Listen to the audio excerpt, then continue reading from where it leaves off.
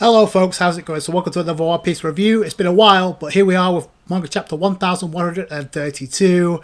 And just like the previous two chapters, Oda's demonstrated he's not messing around. And the two biggest takeaways I got from this chapter, I'll get to the second by the end. But the first is the all-important deal that Luffy apparently made with Low-Key. We'll get to that.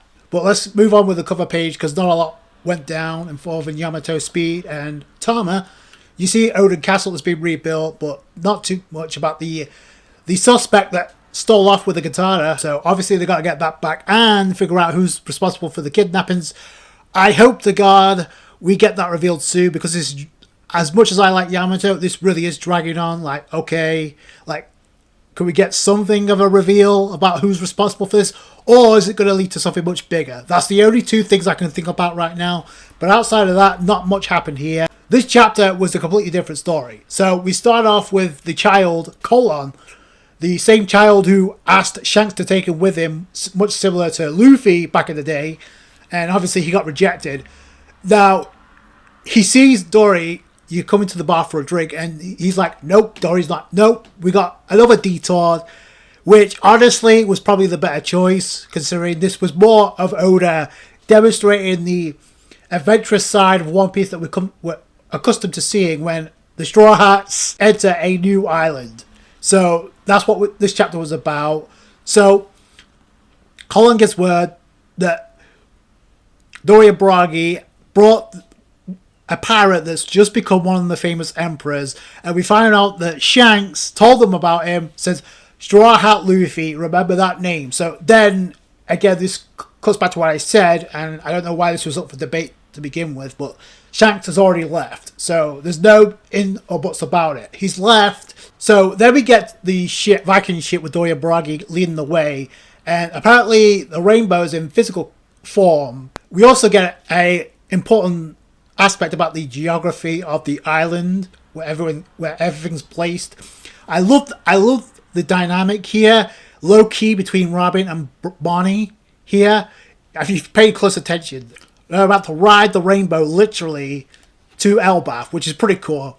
So this is where Dory brings up, hey, it's nothing really out of the ordinary. You can draw them with a sunstone painter. So the fact that that was hinted at probably means we're going to see how these things are made in person, because why would you mention that? But then all things go right as soon as they board the rainbow, because like, you better hold on tight. So I love the dynamic here. You got Jinbei, Brooke, and Frankie falling off. You got Bonnie and Robin falling off, but Robin is cradled onto Bonnie to protect her. So I thought that was kind of adorable, but I appreciate that. So there's no safety here, but I love how Bonnie is like, oh, this seven colored sea is amazing. The sparkle sound is so cute. You got Robin in the background saying the world is a never-ending chain of wonders. So I love the interaction between the two, because obviously we know Kuma's on that ship. It's like Robin is like posing as the mother figure for Bonnie. I don't know, maybe I'm reading too much into that, but I found that was kind of interesting, unique, and adorable at the same time. So I don't know, make that what you will. This is where we get the where everything's placed, because we've got the bridge between the realm of the dead and the realm of the sun. So the fact that Oda is using realm, which I mentioned in the previous review, and keep in mind there's multiple places within each realms. We saw that. So I wonder, within these realms, are there going to be like different islands, like kind of like the 9 worlds or the 9 realms of the Yggdrasil or the World Tree here? Because that's the vibes I get. It's not 9, but it is different realms. So it's different realms in Elbaph. We know where everything is. So that was actually pretty cool that Oda immediately got that out of the way, which is the theme of this chapter. So actually, this turned out to be one of my favorite parts of the entire chapter, because this was okay. So Luffy gets scooped up by Gerd Goldberg, the two crew members under Haridin. He's the captain. Obviously, he's a member of the Grand Fleet, so that makes perfect sense why they would take to him so quickly. So it looks like Gerd has a crush on Luffy immediately, like that. So Boa Hancock has got some stiff competition. Just saying, although one gets me to think, will we see Boa Hancock at all pretty soon?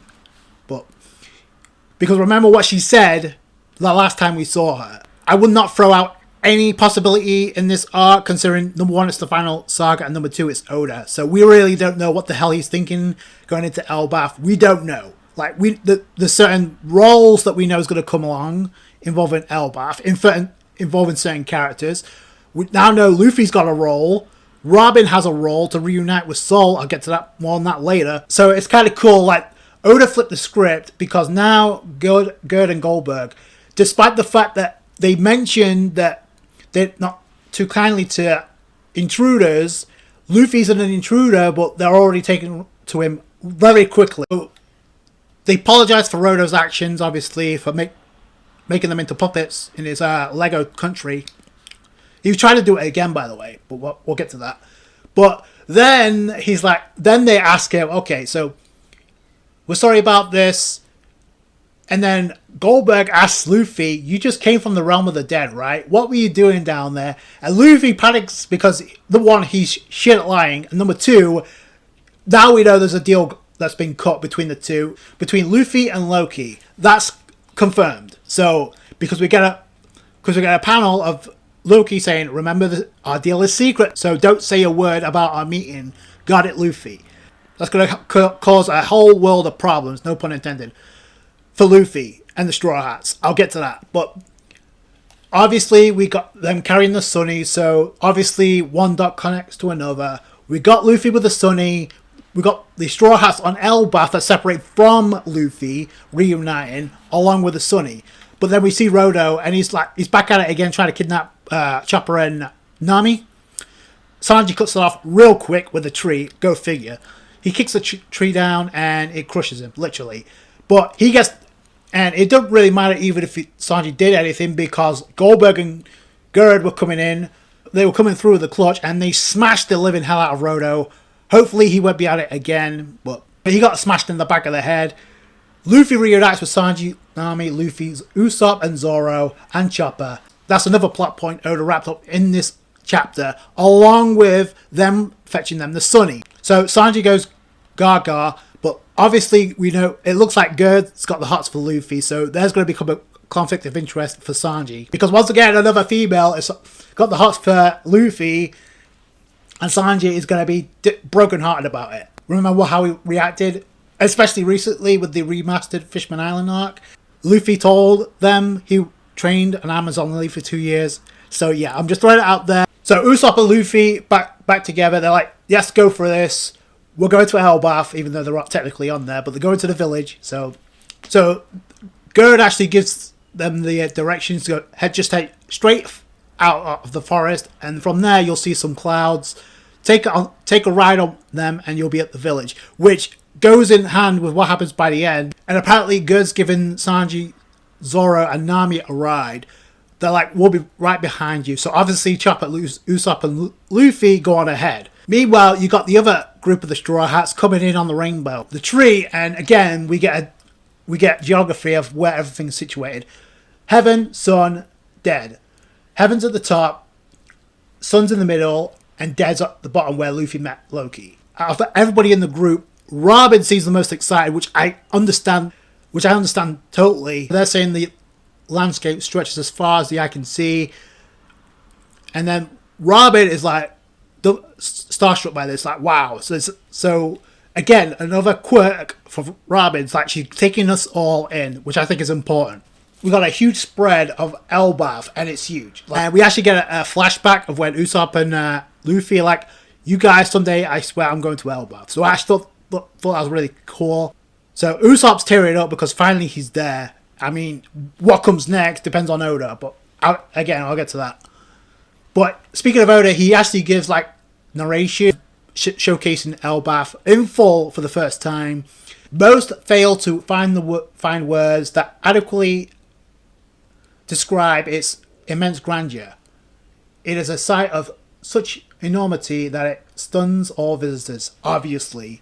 It resides on the massive Isle of Elbaph. They call it the Kingdom of Warland, which we knew. Oh, and I love how you got this, and you got panels of each of the Straw Hats. You even have Lilf, because you already got Usopp and Luffy ironing on Elbaph. So I thought that was kind of interesting. But then this is where we get the reunion of the Straw Hats in full, because they ride the rainbow and Luffy literally sees this. And then obviously Usopp, Chopper and Luffy are freaking out about them riding the rainbow. As the narration goes on, from the mighty trees to the gentle flowers, from the sky to the land, all life on this particular island is so huge it takes one's breath away. To those who seek adventure, I concede it. Would be great shame to turn away from this marvelous island. However, and we've got the final panel showcasing the wildlife and the vegetation there. So, however, if nothing else, I implore you to keep this one piece of advice in the back of your mind, haha. Should you venture out and arrive on Elbaph's vast, mysterious soil, heed my simple warning. If I could only write one thing about this enticing nation, it would be this. Do not linger there for too long. Lois, Anna, Explorer. We got a name drop and we got a letter.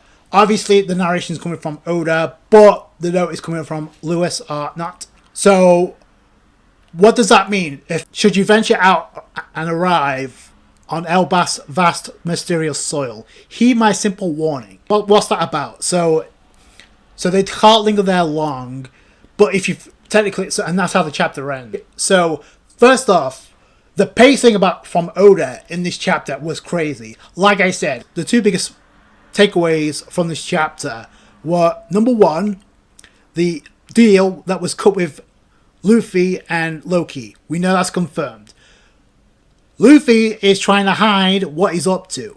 That is going to come back to bite him in the ass, because either he needs to tell the Straw Hats this directly, or he's going to go out alone, and this is going to cause problems. That's one thing, because right now they're getting way too much help from the Giants, considering what we heard at the start of this arc. So that's number one. Number two, the fact that Oda did not show what happened with Soul, because we know he collapsed. Obviously, I still think it's a gag, but he did not show Soul, and he didn't have this reunion in this chapter. Good on Oda, because he's not rushing through this. He's taking his time with this. Even though we got Robin with the added detail of cutting her hair, it's not enough. Like, obviously, you need to let this moment breathe. So we may get this reunion by the start of next year. By the time we roll into 2025, maybe. That's the vibes I'm getting. Another factor to take into consideration here is the fact that Oda already speedran the reunion of the Straw Hats, and how long does Oda usually take when he separates the Straw Hats for them to come together? Case in point, look at Wano. Look at how many times did the Straw Hats separate, and how long did it take for them to reunite? Don't get it twisted. They could split up again, but the fact that Oda had them join up now, and I said this with the moment for Robin. All the Straw Hats need to be present. So that's why this has happened, in my opinion. So I like the added steps that Oda's taken here. It makes perfect sense. The warning, I don't know what that's about. Okay, so does that Oda mean that literally and figuratively, that do not linger there for long? Or is this going to be like a year-long arc? But obviously, we got some plot points to go over from this chapter to look forward to. One, obviously the main one being Robin reuniting with Soul. Once he wakes up and once they come into contact with one another, that's where everybody's going to lose their minds. We saw a glimpse of that in the previous chapter, but on another level once this reunion happens, and once we get to see Robin take the spotlight, because I definitely feel that's just going to be the start of it. So, and like I said, if you look closely at this chapter, there's some points of where they're exploring. Robin seems to be the most avid viewer looking in at Elbaph. So I'm just saying that I may be looking into that too much. I also like the interaction with she and Bonnie had. I thought that's really adorable. I don't know if that's going to go anywhere, but I did appreciate that because it wasn't something I was looking at. I would expect someone like Nami to be somewhat of a mother figure, but in this case it makes perfect sense, especially considering how Soul and Robin, and we know what happened on O'Hara. So I don't know, maybe I'm just spitballing, but that's just something I took away from this chapter as well. But all in all, like I said, it's a typical adventurous chapter. We've finally got the full scale of Elbaph. We got the geography of everything where everything's situated at. I still feel like if there is a royal poneglyph, it's going to be inside the tree. That's just my prediction. Obviously, another great chapter. A different vibe considering, obviously, last chapter we got the cliffhanger of Loki and Luffy and their deal being cut. Obviously, with Robin cutting her hair. Obviously, for the character moment to lead into a much bigger moment, an emotional moment, once she reunites with Soul. So that's going to be great. As far as Usopp's concerned, what happens now? Because that's one half of his dreams accomplished. He's made it to Elbaph. What happens now? Is my question. So I hope Usopp gets some time to shine, if not a lot of time to shine. So I'll have to wait and see how that plays itself out. But all in all, I thought this was an enjoyable chapter. Let me know what you guys think down below. That's going to do it for you guys. Thanks for watching. Like the review if you did. Thumbs up. I appreciate that. And I appreciate your guys' support. Subscribe to for more One Piece. And I'll catch you guys later. Thanks, guys. Bye.